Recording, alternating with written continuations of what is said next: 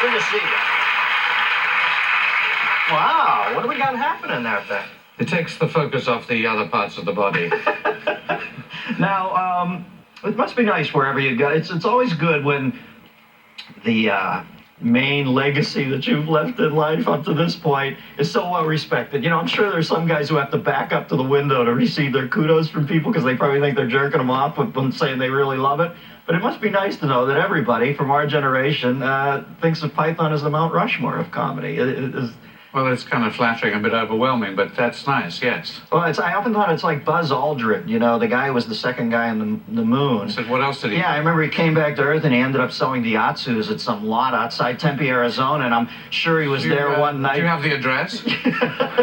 Kicking the tires, trying to sell a Diatsu. Some guy's busting his balls on a $400 package of options, and he looked up at the moon and said, "Hey, fucker, I was on that. You want the car?" It must be like that with Python to some extent. And by the way, does the name Monty Python have anything to do with the phallus, or? It is an anagram.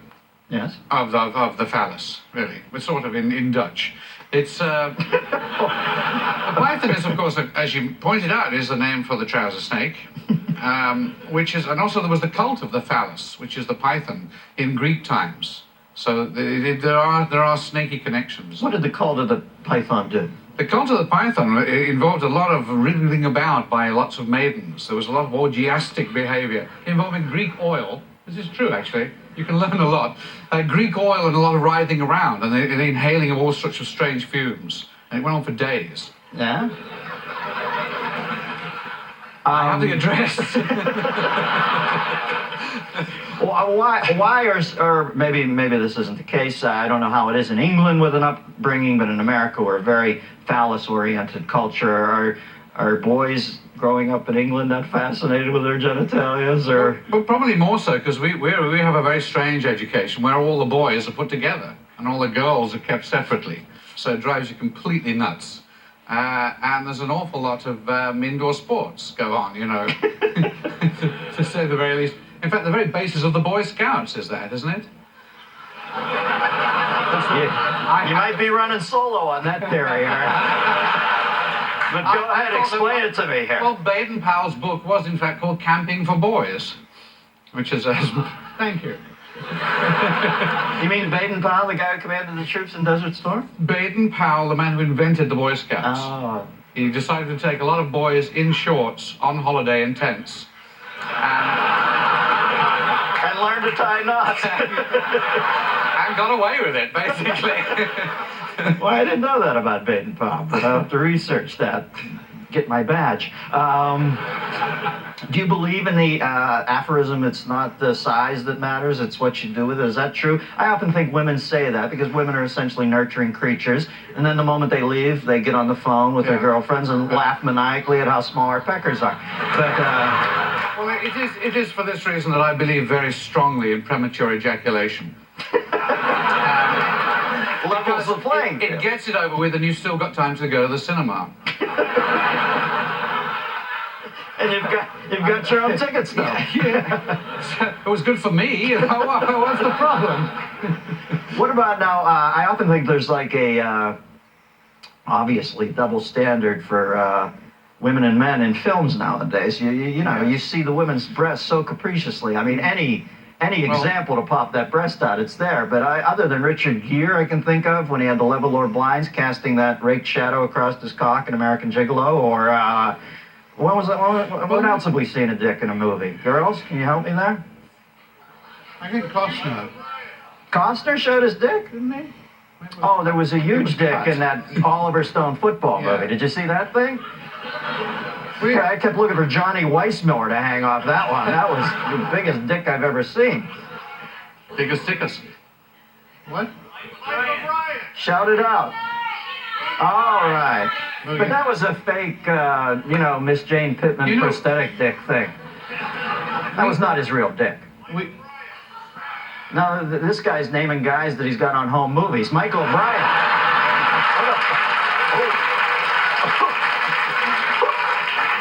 Am I supposed to know Mike O'Brien?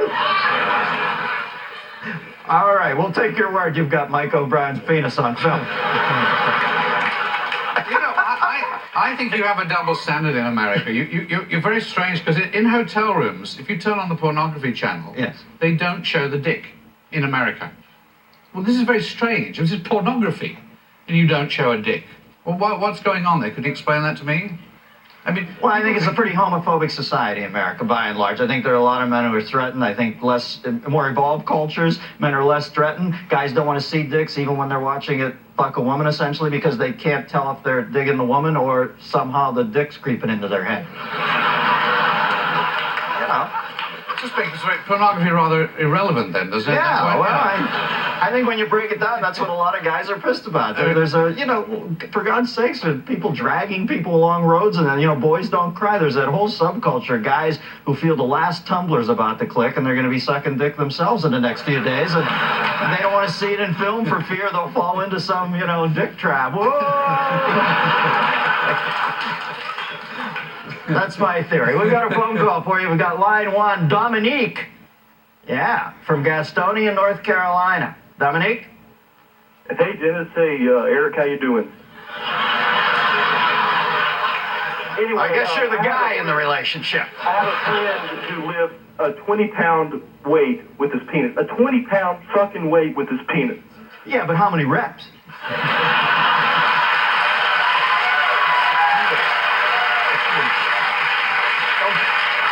Don't come at me with those vagaries, man. How many reps, how many sets? So I was wondering, what do you think it's good for men to lift 20-pound weights with their dicks like that?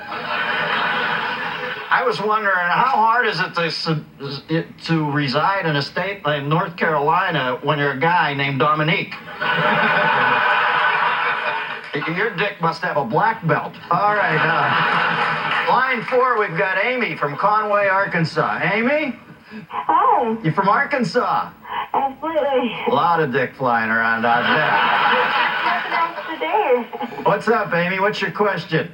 Well, I wanted to know what you think about men grooming and shaving the pubic area around their penis, and would you have you done it? Grooming and shaving. Huh? It's a basic grooming and shaving question. Sure. It's that dreadful stubble it leaves, though, isn't it? That's why I've gone back to my natural roots. I have a little link afro down there. Huh? To use air conditioning? Oh, hair conditioning, sorry. You know, I thought you were right the first time. I've plunged it into an air conditioner somewhere along the road. What's with the guitar now? I've been at parties where you've charmed us with songs. Do you have a little ditty for us tonight you might share? I have a penis song for you. Oh, beautiful, huh?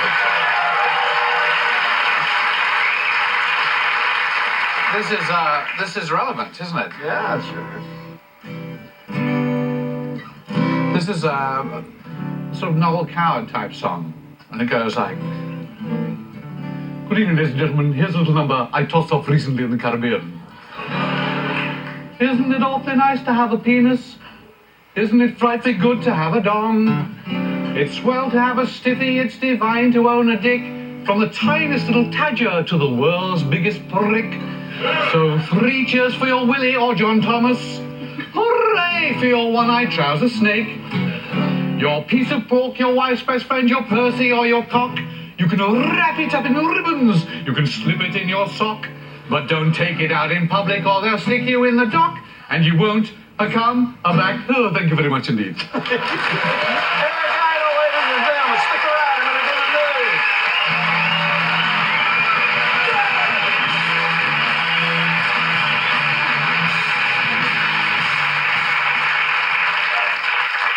A little worried there about what he was going to use for a pick.